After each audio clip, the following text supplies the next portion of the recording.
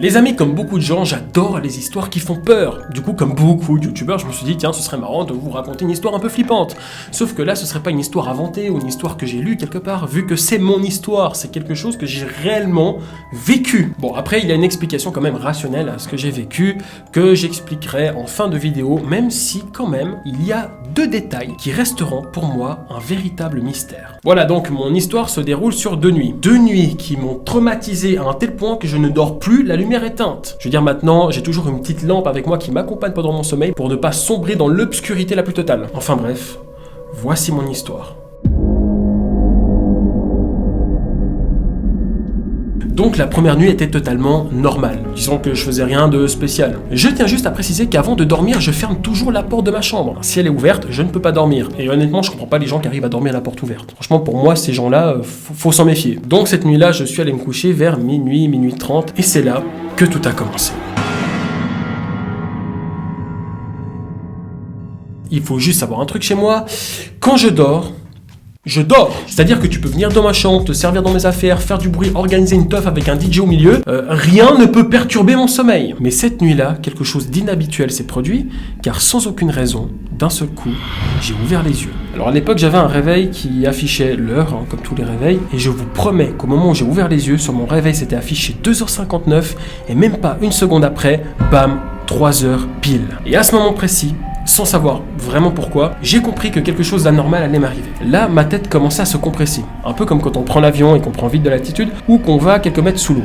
Et le pire, c'est que quand j'essayais de bouger, j'étais comme paralysé. Soudainement, j'entendais comme un bruit de tremblement. Alors c'était pas un tremblement vu que rien ne bougeait dans ma chambre, mais le bruit qu'il y avait autour de moi, ça ressemblait fortement à ça. Et c'était comme si le bruit venait de derrière les murs, vu que c'était un bruit un peu étouffé. Et moi pendant ce temps, j'essayais de me battre avec mon corps, avec moi-même, pour essayer ne serait-ce que de bouger juste les doigts comme ça, mais rien à faire. Je devais tout simplement attendre que ça passe tout en fixant mon réveil qui affichait 3 heures, alors que pour moi dans ma tête c'était une éternité, quand tout d'un coup, sur le réveil, boum, 3h01. Et à partir de ce moment-là, le bruit commençait gentiment à disparaître. Plus le bruit disparaissait et plus je reprenais le contrôle de mon corps. En premier, j'ai pu bouger un peu mes doigts, ensuite mes jambes, les bras, les épaules, et voilà. Une fois que je pouvais bouger normalement, je me suis empressé d'allumer la lumière. Et en me retournant, il n'y avait rien d'anormal. Tout était normal, je veux dire, tout était à sa place, rien n'avait bougé, voilà. Mais je suis quand même sorti de ma chambre pour inspecter un peu les lieux, car au fond de moi, je me sentais vraiment bizarre. C'était comme une sensation d'angoisse et j'avais l'impression que je n'étais pas seul. Bref, je me suis dit que c'était un mauvais rêve, donc je suis retourné me coucher, et quelques minutes plus tard, je me suis enfin rendormi.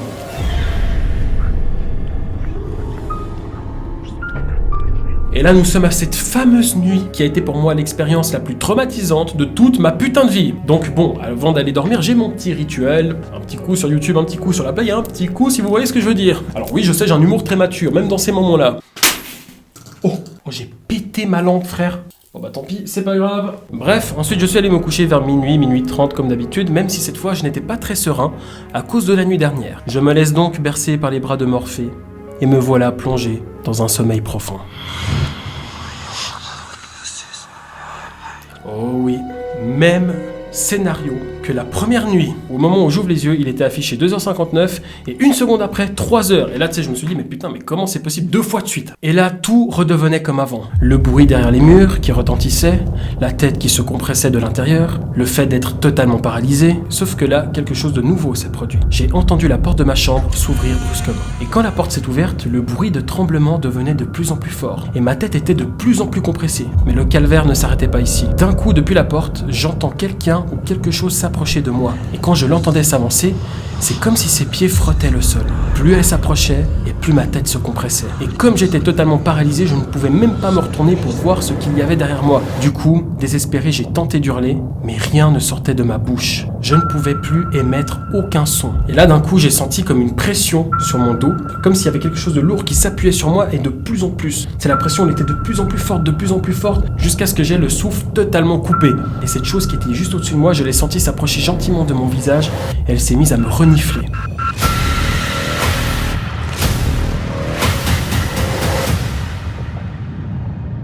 Je vous jure qu'à cet instant, j'ai jamais autant flippé Non mais je vous jure qu'à ce moment-là, j'ai jamais autant flippé de toute ma vie. Mais vraiment, je crois que j'étais au maximum de l'effrayement. Bref, pendant ce temps, moi, je ne pouvais ni crier, ni bouger, ni respirer. Et le seul truc que je fixais, c'était mon réveil qui affichait les 3 heures jusqu'à ce que ça passe à 3h01. Et à ce moment-là, la pression qui était exercée sur mon dos se relâchait gentiment, les tremblements devenaient de moins en moins forts, et cette chose au-dessus de moi qui me reniflait s'éloignait de plus en plus. Alors à ce moment-là, je pouvais bouger mon corps déjà depuis presque 10 minutes, sauf que j'étais paralysé, mais par la peur. Je n'osais plus me retourner, je restais caché sous ma couette malgré le fait que j'avais très chaud et que je transpirais comme je n'ai jamais transpiré de toute ma vie, même après 3 heures de sport intensif. Et au bout d'un moment, je me suis dit, bah merde, faut y aller quoi. Je sors de ma couette et je me jette directement sur l'interrupteur pour allumer la lumière, et en me retournant, j'ai vu quelque chose qui m'a horrifié, car la porte de ma chambre était grande ouverte.